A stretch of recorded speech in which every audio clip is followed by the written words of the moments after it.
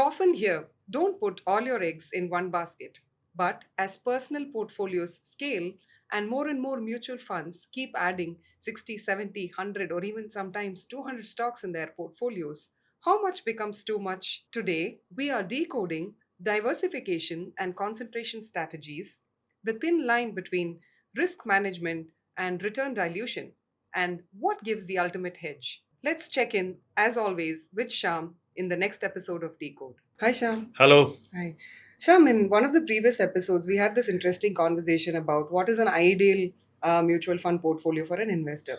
And you told us that about 4 or 5 funds, 10 to 25% weight in each fund should be ideal and you shouldn't be having a long tail. Correct. But one step back and you go look at mutual fund portfolios today.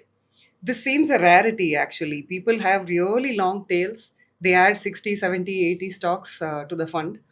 Especially mid and small cap space is one. But even otherwise, people don't take very concentrated exposures. Now, do you think this is a function of the industry size, penetration becoming more, and the asset sizes of funds becoming bigger? There are many reasons for diversification. Mm, If you take the small cap mm, space, the small cap index has got 250 companies. Quite a few funds have become whales, very big funds. yeah. So when you become a market whale, you have a problem deploying 30, 40, 50,000 crores. So you diversify into close to 250 companies. Yeah. It's more or less like buying an index, but they change the weights around and do it that way. Yeah. So I think that the category, the liquidity available in the category, the liquidity chasing the category, all these things have led to diversification to this extent in small cap. As a small cap investor, when I ran a pure small cap portfolio, I would look at 20, 25, maximum 30 companies personally. It's a very high number actually. So 250 for me looks like a zoo. But that's how it is. I think it's a compulsion of society's demand for these products. That's one side. But concentration is as much available in mutual funds. I'll explain. You have a 30 fund portfolio, which is a focus fund. Most of the focus funds actually have fairly tight portfolios. Yeah. Then you have a 25 stock portfolio. Then you have a 40 stock portfolio. A lot of focus funds which hold lesser number of companies. Now, if I am building a mutual fund portfolio and I am going to give weightage to focus funds, through that I am going to concentrate the portfolio significantly. Okay. So you have a lot of levers in your hand which you use as a portfolio manager or advisor or distributor, whatever be the role you play. You use these levers sensibly to provide concentration where needed. It is still very much possible. Okay. That's my reading. If you ask me about mutual funds. Okay.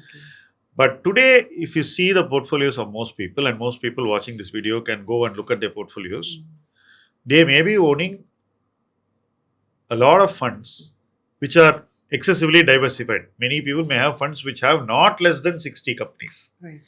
And their fund with the most companies may have 250 or 200. So it's a long tail. You may argue that, Peter Lynch also said that, having a long tail is good and all that. But not every fund manager can be Peter Lynch. I mean, it's difficult.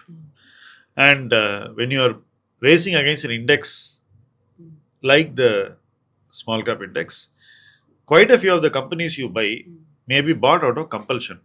Okay. I've seen people own certain finance companies. I ask myself, why is this small cap fund owning these finance companies? Then when we look at the index, we see that there's an index weight. So they're trying to mirror that. So most fund managers don't want to invest away from the index. And index has 250 companies. So you naturally align towards a long tail approach. I'm not a great fan of this approach generally. Okay. But I think it's a compulsion of liquidity. Okay. So you did mention about 60 to 250 stock portfolios. But sometimes when you can see concentration in the top 10 or the top 15. So you think those portfolios would work better than a totally diffused one? See, when you are concentrating the top 10 or 15 to own, let's say 60-70% of the portfolio, you should make sure that your picks are aligned to the next 1 or 2 years. Suppose you are going and buying something which is not aligned, it can be very painful. I'll give you an example. At one time, a lot of fund managers had Asia Motors, which they had bought based on the bigger business of trucks and so it was not firing.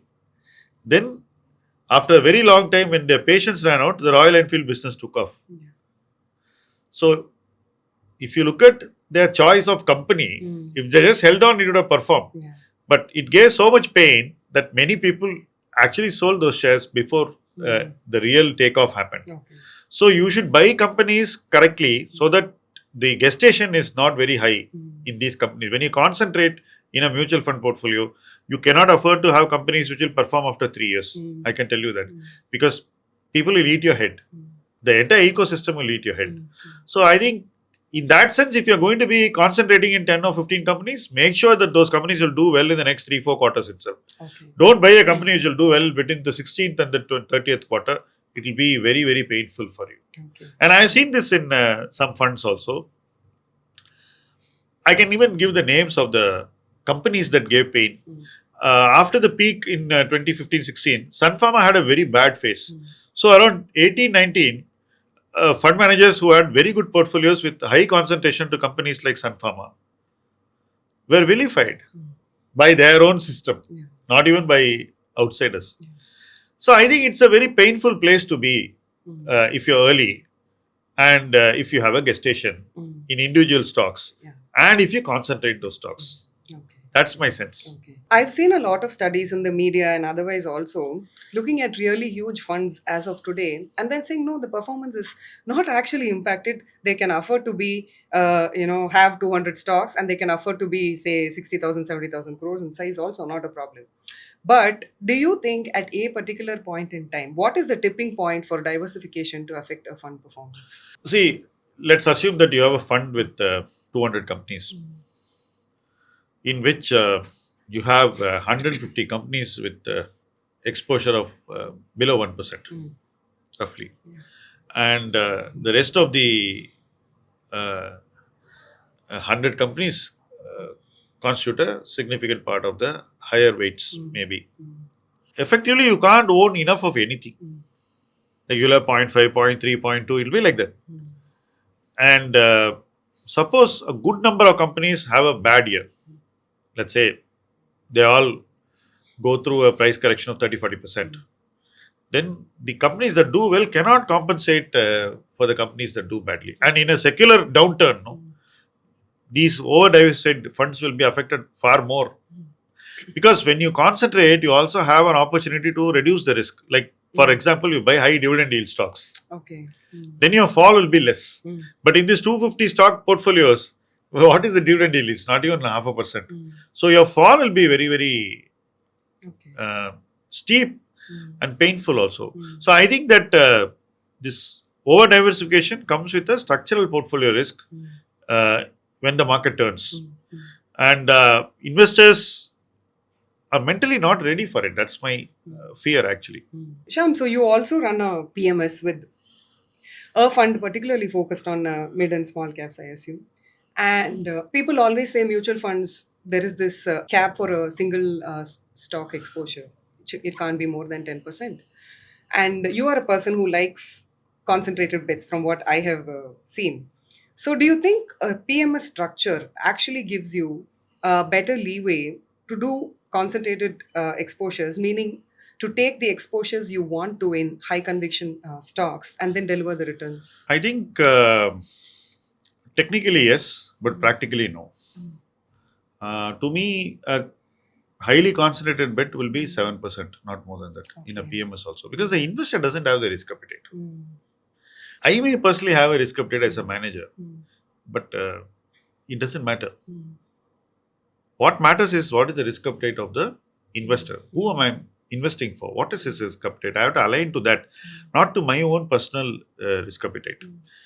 because only that will give him the desired investment experience. And only if he gets the desired investment experience, he will stay longer. I'll give you a typical example. So suppose you are going to buy positions larger than 10%, like you're saying, I can own even 20% of a company. Okay, it's not the issue. The mandate allows, which we have in the past. In a sharp downturn like March or in a bear market, these portfolios will have drawdowns of anywhere between 30 and even sometimes 50-55%. So from the peak, it will come down to 45 or sometimes even 40 on a given bad day. Today's PMS investor cannot see a drawdown of 10%. That's strange, isn't it? I thought only So small people ticket tell, investors have why this. have you not beaten the index in every month, every quarter, every day? That approach has come. People don't understand that each style will have to wait for its time. So the last 1 year, momentum has done very well. Okay, last 6 months more to be precise. But that doesn't mean momentum will do well all the time. No? Previous 2 years, it was not really doing great. So immediately people want to see that momentum in their portfolio.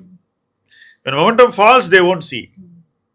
So I think that the PMS investor mostly comes to PMS because he's not able to get returns in other assets. He doesn't come out of conviction in a Okay. product or a philosophy. I That think was my assumption actually, you because are- they'll be more mature. I've seen a lot of people. I mean, I'm not saying everybody, but there's 20-30% of people who are like this. No conviction. So suppose you don't have returns for a 1 or 2 year period, they'll want to go out or they will not be happy. They'll be very unhappy. Well, I think it's our duty to make every investor happy. There are times when the investor has to wait to enjoy that happiness also, right? That doesn't happen. So with such investors, doing concentrated investing and all can be very, very difficult for the investor and for us. So you're going to put them in a situation where they're very acutely uncomfortable.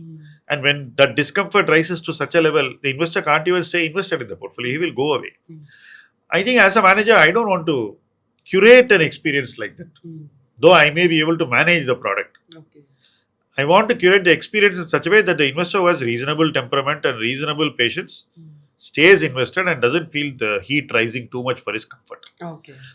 If the heat should not be so high, I think I should concentrate only to a very limited extent. So we have learned how to do it to a very limited extent. Many people think that all PMSs have to take high risk and concentrated bets and all that. PMS is only a license. Inside PMS, you can do even debt fund, right? So I prefer to do funds where the beta is lower than the benchmark.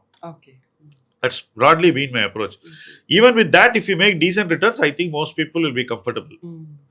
People who have no patience will find that approach difficult at times like this because, if your beta is 0.75 and momentum is running away, chances of your stock being part of that is actually low.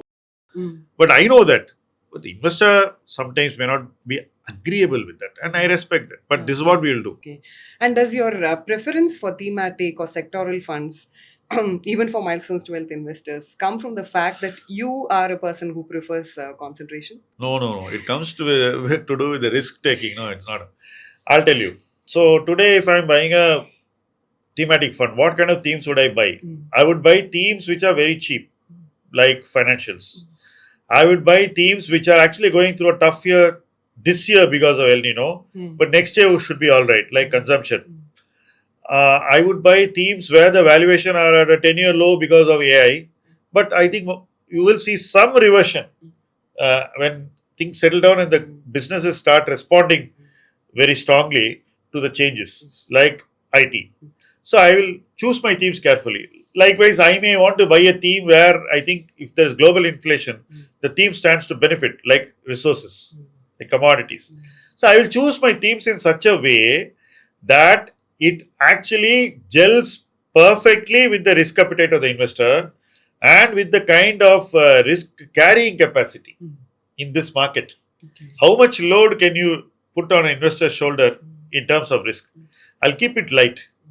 Though it may appear to be a very difficult thing to buy themes, you can still buy themes at valuations where that experience is made better and the investor is comfortable owning those themes. And you are not going to take too much risk on that. You are going to keep a very controlled approach to portfolio construction, to portfolio scaling up, and to managing the investor and his behavior over a period of time. So all this has to be done in such a way the investor is comfortable. That's very, very important. So if I'm going to manage a portfolio of mutual funds, I'll always think about the investor, and I will always build the position in such a way that even if it is thematic, the team is at lower risk. Okay. And by virtue of the teams being at lesser risk, the investor's risk is always in check. It's always very comfortable for the investor. So this is how I would manage it. I wouldn't go and buy the most expensive theme where the risks are very high, where the downside can be very high. I won't do all that. So my approach to thematics is very different from the conventional thematic approach. It's unconventional because it is value driven. Okay. Let's take 4 variables. This will be sector, stock, diversification, and concentration. Now, these 4 variables, use high, low, you'll get all sorts of combinations.